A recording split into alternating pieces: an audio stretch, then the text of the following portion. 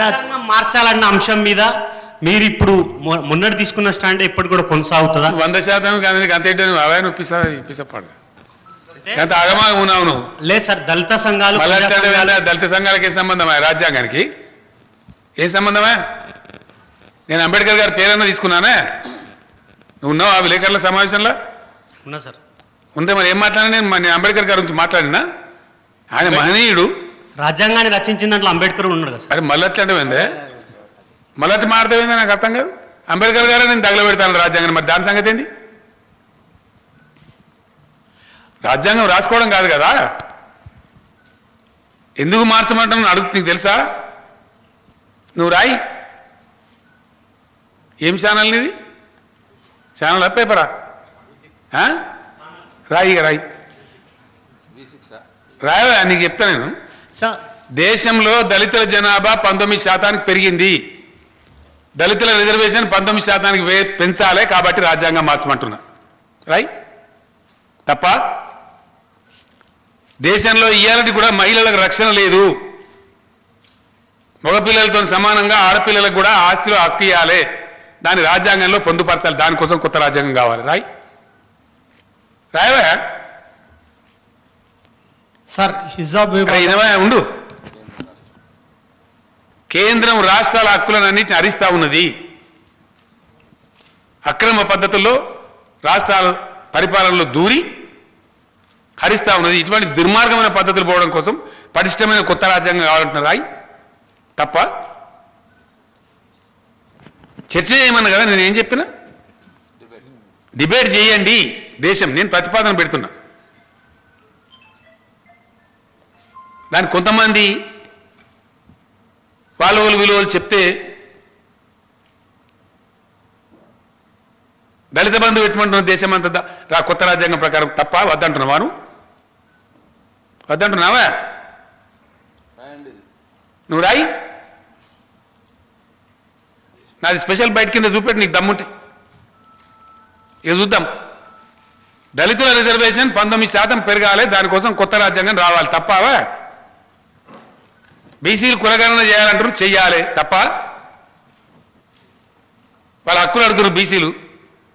ఇప్పుడున్న రాజ్యాంగం ఇస్తలేదు, కొత్త రాజ్యాంగంలో పొందుపరచాలని నేను అంటున్నా. తప్ప వద్దంటవాను? ఇయ్యాలంటే కూడా దళితులు మేము పేదరికంలో ఉన్నాము అన్నమో రామచంద్ర అంటున్నారు. కేంద్రం ఇయ్యాలన్న కేంద్ర ప్రభుత్వం సప్లాన్ ఎత్తేసింది, దళితుల సప్లాన్. మేము తెలంగాణలో కొత్త చట్టం తెచ్చినాం. దేశవ్యాప్తంగా ఎస్సీ సప్లాన్ ఇంప్లిమెంట్ చేయడం కోసం కొత్త రాజ్యాంగం కావాలంటున్నా. తప్ప నేను దళితుల కోసమే కావాలంటున్నా కొత్త రాజ్యాంగం. తప్ప వద్దంటున్నావా? ఇదొకటి నేర్చిన ఆరోటి పనికి మాలిన దందా. మాకు లేదా నోరు, మేము మాట్లాడమా? అంబేద్కర్ గారే చెప్పిండు ప్రగతిశీలంగా ఉండాలని, మార్చుకోవాలని చెప్పిండు ఆయన. అమలు చేసేవాడు మంచోడై ఉండాలన్నాడు.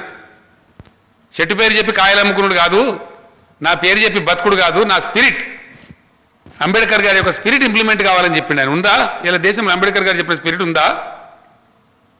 అంబేద్కర్ గారు చెప్పిన స్పిరిట్ ఇంప్లిమెంట్ అయ్యింటే గిట్టే ఉంటుందా దళిత జాతి ఇలా దేశంలో? ఎందుకు తెలంగాణలో దళిత బంధు పెట్టాల్సి వచ్చింది ఇన్నేళ్ల తర్వాత? ఇయ్యాలంటే కూడా దళితులు ఎందుకు ఆక్రోశిస్తున్నారు దేశంలో? గుజరాత్లో ప్రధానమంత్రి స్వయంగా వహించే రాజ్యంలో దళితులు పెళ్లి చేసుకుంటే గుర్రం మీద పోయి పంపించే పరిస్థితి కొడుతున్నారు, దాడులు చేస్తున్నారు. రెండవసారి జరిగింది, నిన్నగాక మొన్న వచ్చింది. మళ్ళా చంపేస్తున్నారు దళితులను. దళిత బిడ్డలు గుర్రం మీద ఎక్కి స్వారీ చేద్దామంటే, పెళ్లి పిల్లగాన్ని ఊరేగించుదామంటే గుజరాత్ రాష్ట్రంలో దాడి చేసి చంపుతున్నారు. ఊరేగింపును సహించలేరు. అది మార్చాలంటున్నాం. దానికోసం కొత్త రాజ్యాంగం కావాలి. తప్ప వద్దా?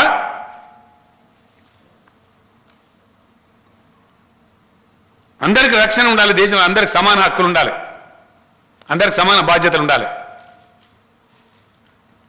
77% సంపద 10% మంది దగ్గర కాదు. 77% సంపద 90% మంది దగ్గర ఉండాలని రాజ్యాంగం కావాలంటే తప్ప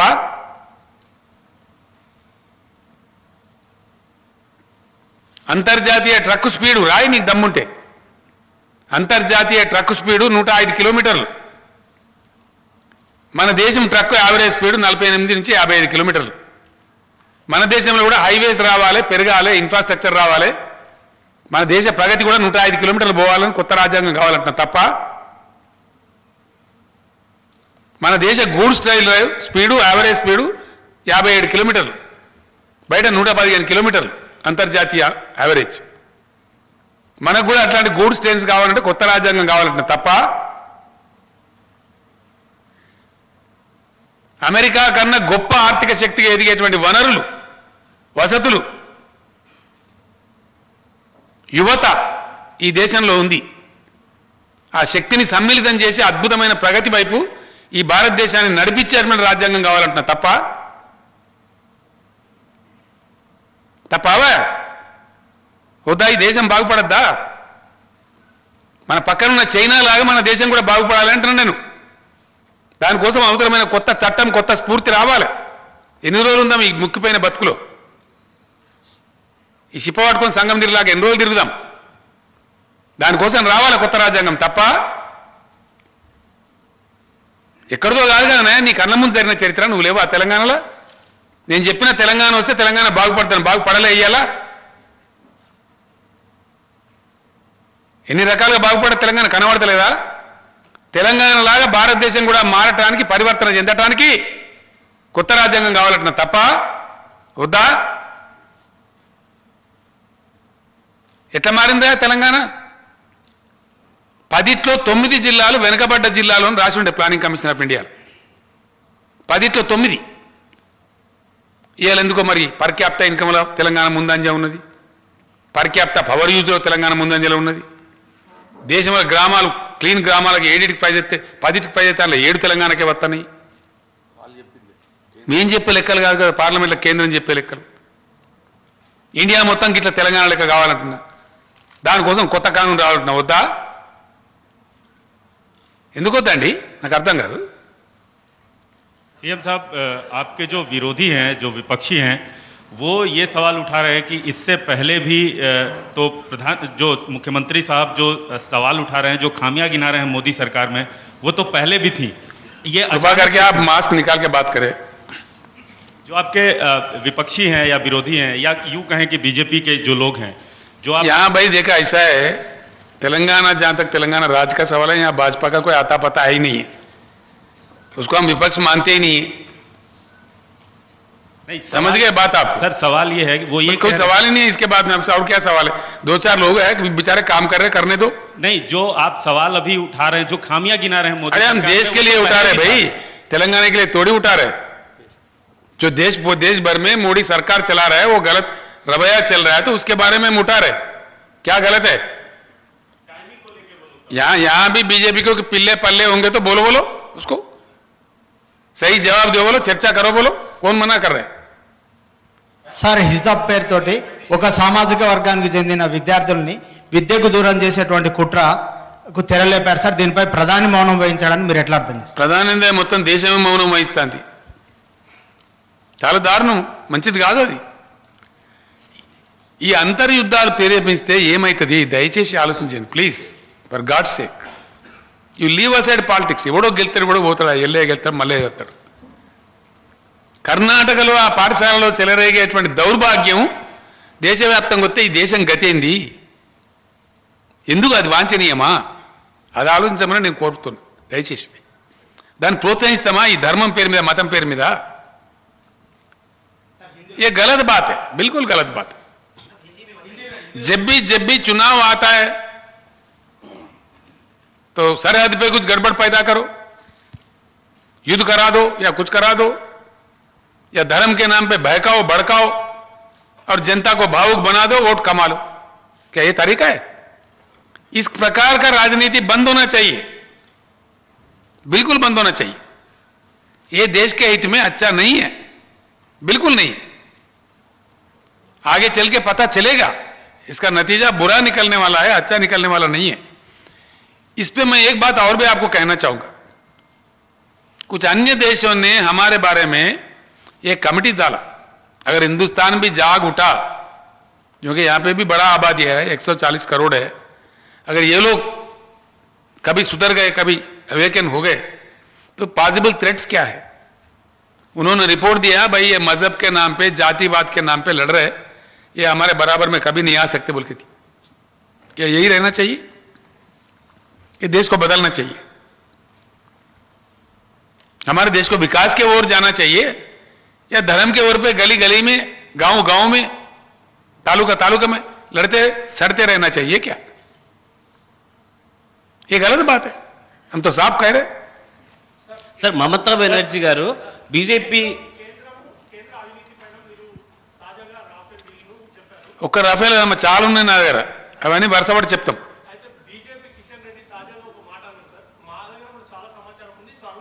ఇవ్వలు వద్దన్నారండి. Most welcome, most welcome.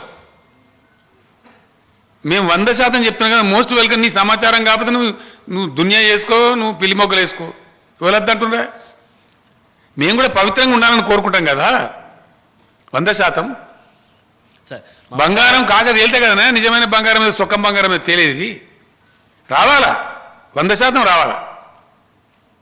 Sir మేము మీలాగా కాదు బాబు, అట్లా కాదు. మేము మీతో భ్రాంతిల భ్రమలో ఉన్నారు. 100% ఎస్ వీఆర్ ప్యూర్. మాకు అట్లా లేవు అక్రమాలు బక్రమాలు, మాకు అన్ని పిచ్చి పిచ్చి కథలు మాకు లేవు. మేము అట్లా బ్రతకలేం. ఎస్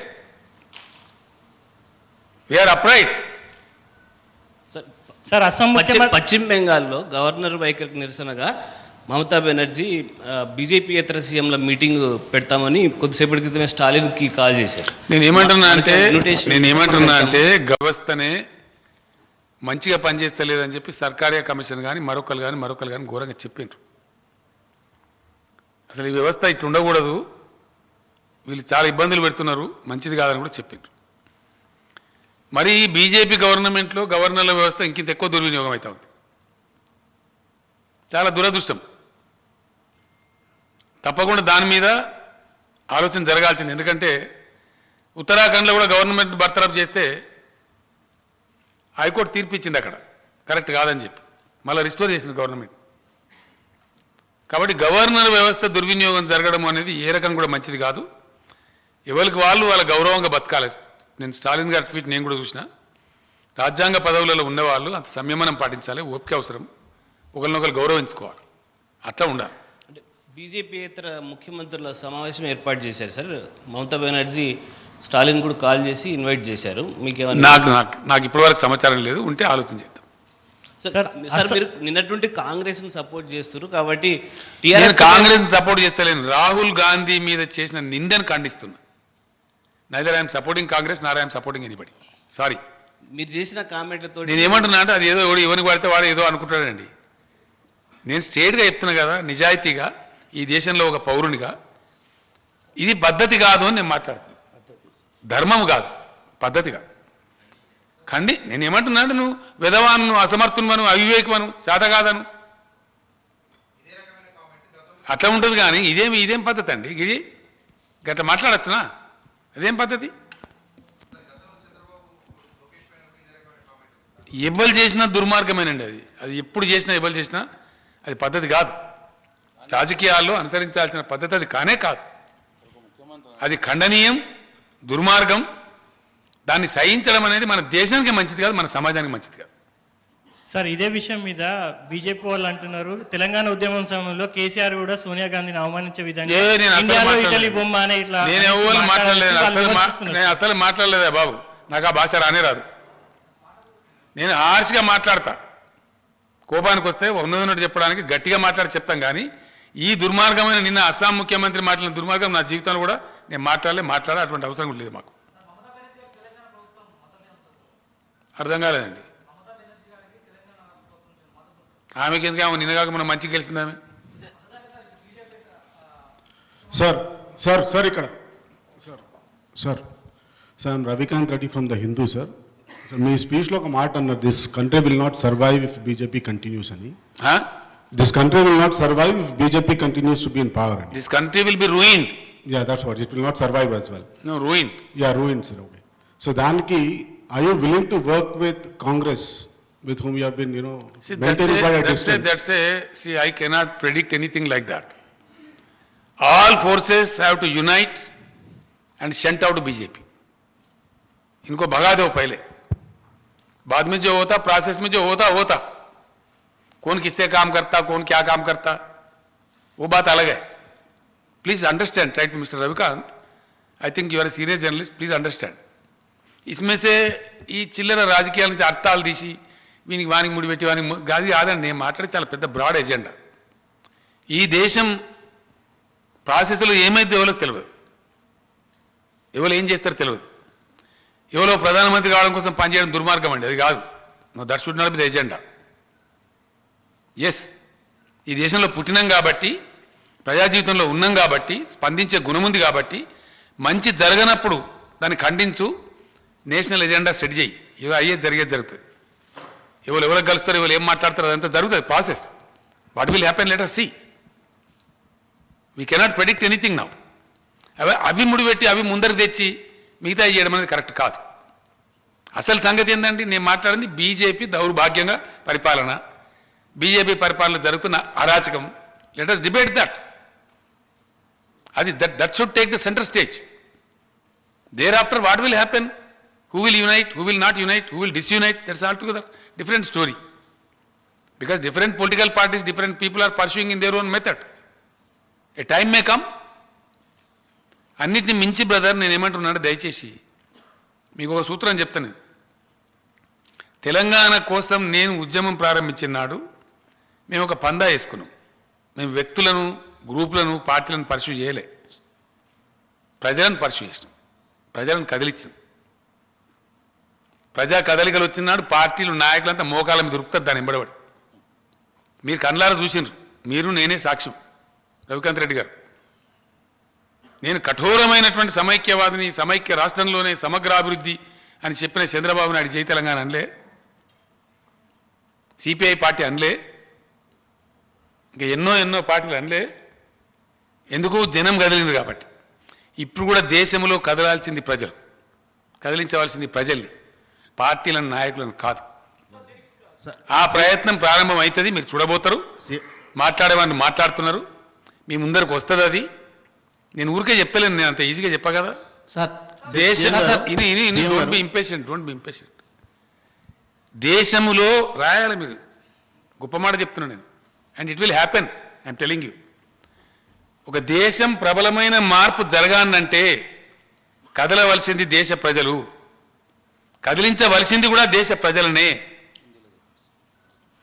किसी देश को सही तरीके से परिवर्तित होना है तो परिवर्तित नेताओं को, पार्टियों को नहीं, जनता को परिवर्तित होना चाहिए, जनता को जागरूक होना चाहिए, जनता को प्रबंधन बन के लड़ना चाहिए. ये होना चाहिए इस देश के लिए. सर, जनता को जगाने में कौन काम करेगा, किस प्रकार से काम करेगा, मैं कोई ज्योतिष नहीं हूं, आगे चल के आपको पता चलेगा. मैं भी एक कार्यकर्ता हूं, उस दिशा में मैं काम करता हूं. సార్, మోడీని దించి రాష్ట్రాల కోసం పనిచేసే వారిని అధికారంలోకి తీసుకొచ్చుకుంటామన్నారు కదా. ఏమనలేదా? నేనేమనలే, ఆగా తొందరపడదు. జనగామ సభలు అన్నారు. ఉండే బాబు. కేసీఆర్ కొత్త పార్టీ పెట్టాలి, దేశవ్యాప్తంగా కొత్త పార్టీ తీసుకొస్తే బాగుంటుందని అభిప్రాయం వ్యక్తం చేస్తుంది సార్. ఏమన్నా అందరి కోరికైతే పెడదాం, దానికి ఏముంది పెద్ద కథ.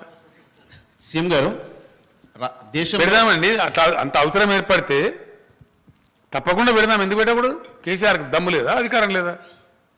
ఎందుకు పెట్టకూడదండి? మస్తు ఆత్మవిశ్వాసం లేని సన్నాసులు ఉంటారు ఎప్పుడు కూడా. నేను టీఆర్ఎస్ పెట్టినప్పుడు చూడలేదా, పిల్లి రాగాలు, కూని రాగాలు, మక్కల పుట్టింది, పబ్బల పోతుంది, పుబ్బల పోతుంది, తెలంగాణ అవుతుందంటావా అని మాట్లాడిన వాళ్ళని చూడలే. వాళ్ళంతే అరే ఆగవా, అంత ఇంపేషెంట్ ఎందుకు నువ్వు? ఇంకా గంట కూర్చున్నావు, ఎందుకు తొందరపడుతున్నావు? ఆగమాగం నువ్వు. టీఆర్ఎస్ పుట్టినాడు ఏమన్నారండి? ఇది ప్రజాస్వామ్యం బాబు, ప్రజలు అనుకున్న నాడు తలకిందులు అవుతాయి. పెద్ద ఇష్యూ. నిన్నోడు మాట్లాడుతున్నాడు కేసీఆర్ నీటి బొట్ట అంతగా, నీటి బొట్టనే మరి ఎందుకు భయపడతాను? నీటి బొట్టు లాంటి కేసీఆర్ నిందించే అక్కరేమున్నది నాకు అర్థం కాదు. అగో ఇవ్వాలనుకున్నానండి నాకు. నీలం సంజీవ్ రెడ్డి గారు ఆయన పుట్టగానే అనుకున్నారు నేను ప్రెసిడెంట్ ఆఫ్ ఇండియా అయితే. వాళ్ళు అనుకుంటారా? నేను ముట్టంగానే మా అమ్మ నేను అనుకున్నారా నేను తెలంగాణ రాష్ట్రం ఏర్పడుతుందని ముఖ్యమంత్రి అయితే? ప్రాసెస్లో పనిచేస్తూ ఉంటే ప్రజలు గుర్తించితే అవకాశాలు దొరికితే పనిచేస్తారు. ఇప్పుడు కూడా ఏం జరుగుతుంది ఎవరికి తెలుసు? ఇప్పుడు మల్లారెడ్డి గారు పాలమ్ముకున్నాడు, ఆయన పైకి వచ్చిన మంచి కష్టపడి మంత్రి అయితే అనుకున్నారా? పేరు పెట్టినరా? డెఫినెట్లీ నువ్వు పనిచేస్తూ ఉంటే ప్రజా జీవితంలో వస్తే, ప్రాసెస్లో పోతూ ఉంటే, కలిసి వస్తే, ప్రజలు గౌరవిస్తే, మన్నిస్తే అవకాశాలు వస్తే అవుతారు. ఏముంది అందులో? ఆయన చెప్పుడుగానే నరేంద్ర మోడీ గారు నేను రైల్వే స్టేషన్లో ఛాయ్ అమ్ముకున్నాను, ఆయన కాలేదా ప్రధానమంత్రి? అదే that is the beauty of democracy. అంతే కదా, అవకాశాలు వస్తాయి. పని చేస్తే సిన్సియర్గా పోతూ ఉంటే, పర్సూ చేస్తూ ఉంటే అవకాశాలు దొరుకుతాయి. దానికి చాలా విషయాలు జరిగినాయి మన కళ్ళ ముందే. సినిమా యాక్టర్లు ముఖ్యమంత్రులు అయినరు, ఎంజీఆర్ గారు అయినరు, ఎన్టీఆర్ గారు అయినరు, కాలేదా? చంద్రబాబు కలిసి వస్తే అయినరు. కానీ రాజకీయాలలో అందుకే నేను అనేది గర్వం పనికిరాదు, అహంకారం పనికిరాదు. అహంకారపూరితంగా మాట్లాడడం, వ్యాఖ్యలు చేయడం, ఎదుటివాళ్ళని నిందించడం మంచిది కాదు. క్రిటిసైజ్ చేయి, మీరు క్రిటిసైజ్ చేయొచ్చు, పాలసీని క్రిటిసైజ్ చేయొచ్చు. ఇప్పుడు నేను ఎవరైనా ఇచ్చానని బీజేపీని క్రిటిసైజ్ చేసినాను, షార్ప్ క్రిటిసిజం ఉంటుంది, డెఫినెట్గా ఉంటుంది. ప్రజలకు పోవాల మెసేజ్ కాబట్టి తప్పకుండా నా లాంగ్వేజ్ నేను కమ్యూనికేట్ చేస్తా. చెప్పు తమ్ముడు ఏమన్నాను? పార్టీ ఉందని మీరు భావిస్తారు? నేను ఇంతగానం చెప్పినాక మళ్ళీ మొదటికి వస్తే నేను అంటే పర్టికులర్ ఒక పార్టీ అంటే మీరు నేను ఏమంటున్నా అంటే ఇంతగానం చెప్పిన తర్వాత రామాయణ మంత్రి రాముని సీతమంతి అంటే నీ కథ. What will happen I don't know, but things will happen, you will see it. Sir నేను కాళీదాస్ మెట్రో నుంచి మాట్లాడుతున్నా. కాళీదాస్ సార్ రాజ్యాంగాన్ని మార్చాలని ఇంత సంచలనమైన చేసి దేశవ్యాప్తంగా కీలకమైన వ్యక్తిగా మారిన మీరు దేశవ్యాప్తంగా ఉన్న యువత కోసం ఏ ప్రతిపాదనల మీద మీరు రాజ్యాంగాన్ని మార్చాలని క్లారిటీ ఇవ్వడం ద్వారా దేశ యువతను మీరు ఆకట్టుకోవడానికి వీలు ఉంటుంది కదా. నేను ఏమంటున్నా అంటే బ్రదర్, చర్చ కావాలని కోరినము, చర్చ స్టార్ట్ అయింది. ఇవాళ మిత్రుడు అడిగితే నేను చెప్పిన, ఇంకా చాలా ఉన్నాయి. ఆయన అడిగితే నేను 2-3 చెప్పిన. రాజ్యాంగ మార్పు ఎందుకు అవుతున్నాం అనే దాని మీద పెద్ద కథ ఉన్నది, అది చిన్న విషయం కాదు. నేను గంత అమాయకుని కాదు కదా, నేను గంత ఈజీ మనిషిన. ఆలోచించకుండానే, తెలియకుండానే, చదవకుండానే రాజ్యాంగ మార్చాలని బట్టి ఇట్లా చెప్తాను నేను. దాని వెనుక ఎంత బ్యాక్గ్రౌండ్ ఉంటుంది, ఎన్నిసార్లు ఉంటుందండి, ఎంత బ్యాక్గ్రౌండ్ ఉంటుంది, అంత ఈజీగా చెప్తామా? ఇన్నేళ్ళ రాజకీయ జీవితం పెట్టుకొని definitely it has a background. కాబట్టి సందర్భాన్ని బట్టి వస్తుంది కదా. మళ్ళీ నేను చెప్తున్నానండి, దేశం అనుకున్న పద్ధతిలో, చైనా మోడల్లో, సింగపూర్ మోడల్లో, ఇంకా పైకి వచ్చినటువంటి అభ్యుదయం పథంలో ముందుకు సాగుతున్న మోడల్లో పోవానంటే దేశంలో పరివర్తన రావాలి. ఈ పాత చింతకాయ పచ్చడి వ్యవహారంతో జరగదు. That is what I firmly believe. Yes, certainly ఈ దేశం కొత్త మార్గం పట్టాల్సిందే, కొత్త ఆలోచన, కొత్త దృక్పథంతో ముందుకు పురోగమించాల్సిందే. కుల మత జాతి భేద భావాలు పక్కన పెట్టి జాతి జనులంతా పిడికిలెత్తి కదలాల్సిందే. అప్పుడే ఈ దేశం ఆశించిన ప్రగతి సాధిస్తుంది. नहीं नहीं है भाई, बिल्कुल नहीं, नहीं भाई नहीं है.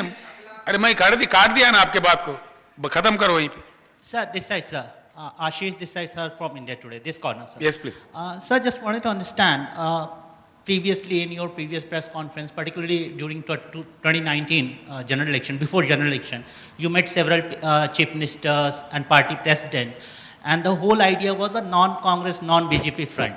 So right now, TRS or you open for a united front against BJP, or still you are firm of having a non-BJP, non-Congress? I am making things abundantly clear. I have no confusion at all. See, being a political leader, before 2019 elections, I made my effort. I met several political leaders across the nation and shared my views with them. I also gave them a lot of literature. Our senior colleague of my party, Honorable MP Sri Keshwar Rao was also with me when I was meeting leaders across the nation. And what kind of papers we have handed over to them also, he knows it very well. We have mooted our ideas. We tried our best. But things went in a different way. Ultimately, BJP came back to power. And that situation is now proving to be disastrous to the nation. Day by day, situation is worsening.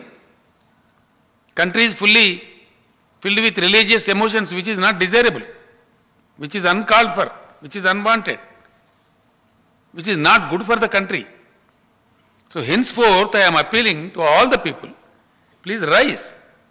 Rise to the level of requirement and fight. Now I firmly believe, for any major change in this country, the people of the country shall rise. It is always the people who can really bring in the change. See, Telangana never became possible when the whole Telangana people united and started fighting for Telangana. The entire political system has agreed, accepted and delivered Telangana. It is the people of the country who shall now rise. That is the occasion, the time is coming now. You are a senior politician, sir. You worked at national level in state now, currently serving as chief minister. You are ready to lead a front if scenario comes, situation comes. You I'm are sorry, once again I am mentioning to you, don't imagine a front.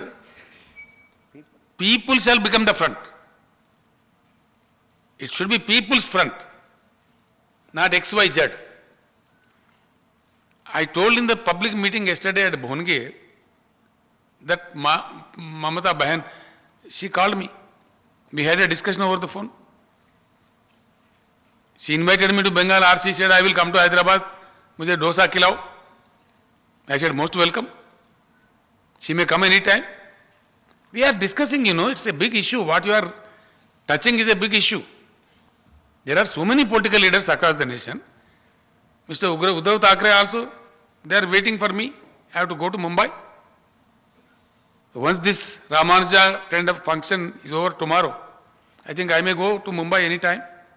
See, we sharing views with all the people who are in the play, who are in the game, is a must for any political leader, Ultimately, the fructification will come. What kind, what manner, whether it is going to be a national alternative national party or a front, you will see it. And one thing I promise you, I will play a major role in that. Since you mentioned Ramanuja's Shatabdi Samaroh, sir, a last question of mine. During the Prime Minister visit, you was not present in the event as well as the airport. What was the reason behind? See, the reason is very simple. As a matter of fact, in my house, 2 persons were affected by corona. I thought it is not good for me to go and meet the Prime Minister, be in the public with him, along with him, for at least 3-4 hours. In a public function is undesirable. I maintained calm. Some time Dick Harry has commented. I never bothered. I told to the press indirectly from the CMO that I was slightly indisposed. It came up. That was the sole reason. Otherwise, I am an educated man. I am a responsible person. Today I went, received the Honorable President of India. I know the protocol. I know how to respect people. There was nothing behind it, no malice. Yes, I told, policy is policy.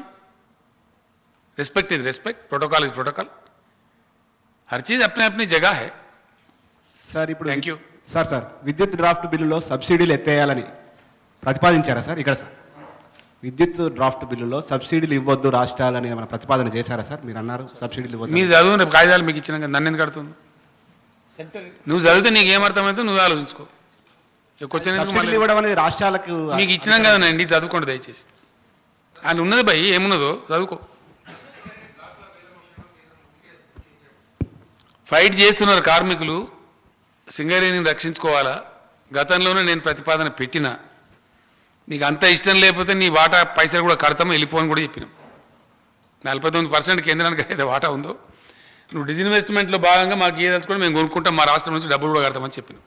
Sir ఆ ప్రయత్నం కూడా చేస్తాం. Sir इधर sir मजहब के नाम पे जो सियासत करके आपस में एक दूसरे को लड़ाने वालों को आपका यहाँ से क्या मैसेज है? जो ज्यादातर यहाँ पर हमने काफी 2 घंटा बता दिया भैया, अभी क्या बता? Right, I have sufficiently answered that. Please please mic दे दो भाई. Balu from Deccan Chronicle. One of the things you had mentioned was that there is a deliberate effort in the draft bill or the legislation that is being proposed to force states to purchase solar power, right? So, with that being said, will this stand of yours, with this statement of yours, impact any future solar power projects in Telangana? The question is Are like there this, two brother. The question is like this. Thank you. The question is,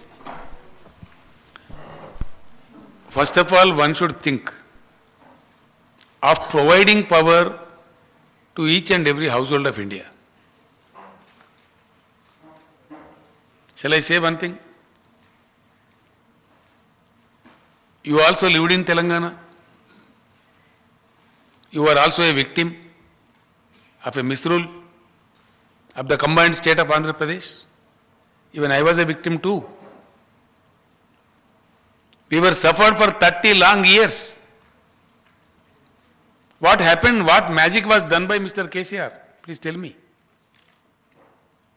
1.5 साल के अंदर जगमगाता तेलंगाना संभव हुआ कि नहीं हुआ? अगर किया जाए, अगर हिंदुस्तान के सरकार दमदार है, मैं कह रहा हूं पूरे हिंदुस्तान 2 साल के अंदर जगमगाता हिंदुस्तान बनेगा, बना सकते हैं. Now I will answer your question. It's a blend of renewable energy and the farm energy. Everybody knows in the country, the power experts know it. We have no sufficient atomic power. We have a bit of idle power, which is not so firm. Depends on the seasonal conditions. The country is totally now dependent on thermal power, which can be supplied 24 hours a day. Now the research is going on. We read among columns that severe research is underway, that nanotechnology is coming. A small battery can supply power to whole of Hyderabad city. If that breakthrough comes in, that is something great. Definitely, search continues for use of alternative fuels.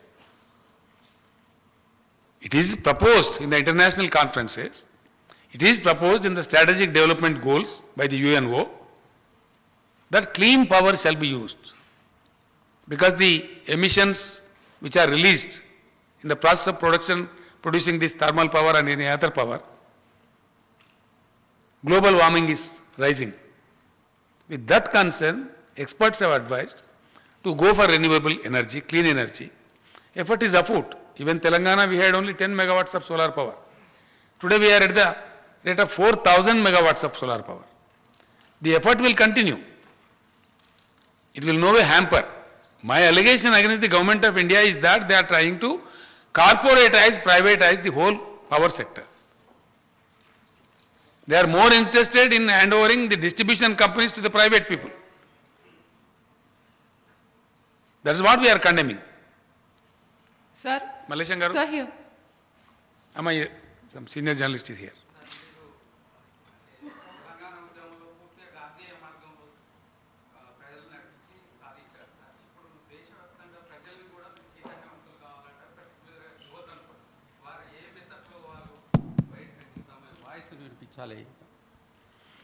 తప్పకుండా దేశంలో రావాల్సిన పరివర్తన ఎట్టి పరిస్థితులలో కూడా అహింసాయుతంగానే ఉండాలా, శాంతియుతంగానే ఉండాలా. ప్రజలను ఎడ్యుకేట్ చేసి ప్రజాశక్తిని కూడదీసి అంబేద్కర్ గారు సూచించిన మార్గంలో బోధించు, సమీకరించు, పోరాడు, మంచి పద్ధతిలో వారు చెప్పినారు. మహాత్మా గాంధీ గారు అనేక సంవత్సరాలు పోరాటం చేసి అహింసా మార్గంలోనే మనకు స్వతంత్రం తెచ్చిపెట్టినారు. కొంత తీవ్రవాదం ఉంటుంది అక్కడక్కడ. మనం స్వతంత్ర ఉద్యమాన్ని పరిశీలిస్తే కొంచెం ఓపికతో కనుక మనం అర్థం చేసుకునే ప్రయత్నం చేస్తే, please brother, even during the course of freedom fight, we have seen Mahatma Gandhi fighting for freedom and so many others along with him. Also Mr. Subhash Chandra Bose, who is the hero of the country, who fought for the freedom, he pursued the matter in the militarized way. When journalist friends like you asked Mr. Subhash Chandra Bose, He was so dignified, you know. He was so magnanimous to say that I am also a disciple of Mr. Mahatma Gandhi. I also wish that independence should be attained in the line of Mahatma Gandhi. If that line of ahimsa fails, I am ready with a gun in my hand. That was the magnanimity which was depicted, shown by Mr. Subhash Chandra Bose. Now the same spirit should prevail in the country. जो भी आंदोलन होगा, जो भी परिवर्तन के लिए प्रयास होगा, शांतिपूर्वक रहना चाहिए, हिंसापूर्वक नहीं होना चाहिए, अहिंसा के मार्ग में चलना चाहिए. ऐसा देश परिवर्तित हो सकता है, इसमें कोई शक नहीं है, बिल्कुल हो सकता है. इट इज संभव है. Thank you. Sir, Assam CM reacted to your comments and he said, why didn't you question or tweet when Rahul Gandhi asked for proofs for surgical strike? This was his reaction. What's your reaction on that? I couldn't follow. Please, can you? Assam CM has reacted on your comments yesterday and he asked, why didn't you react or tweet when Rahul Gandhi asked for proofs on surgical strikes when he insulted the army and the commander-in-chief? There is nothing wrong with Mr. Rahul Gandhi on asking for the proof of surgical strike. What was wrong? Even now I am asking.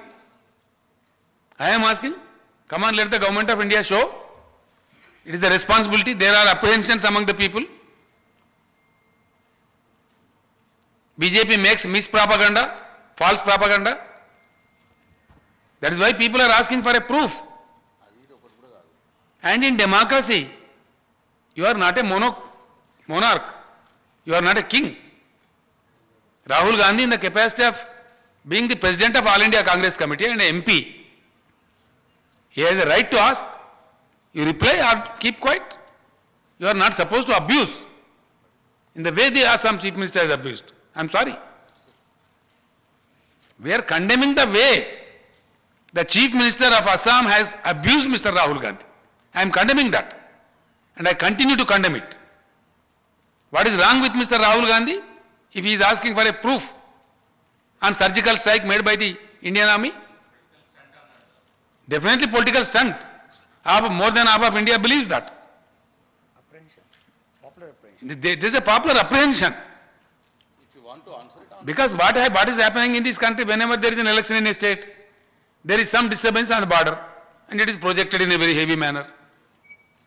Thereby some live losses, something. See, the Bharatiya Janata Party is in the habit. Most unfortunately, Mr. Rawat met with an accident and he died. Even his photographs are used with BJP jandas in Uttarakhand. What is this nonsense?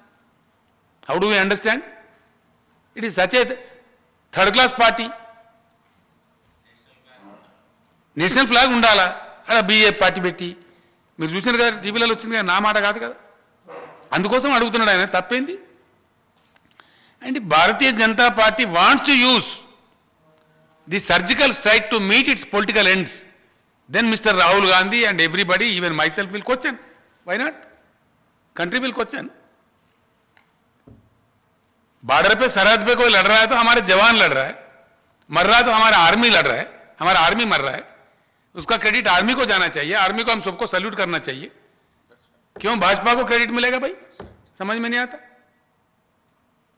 That is the logic. Thank you.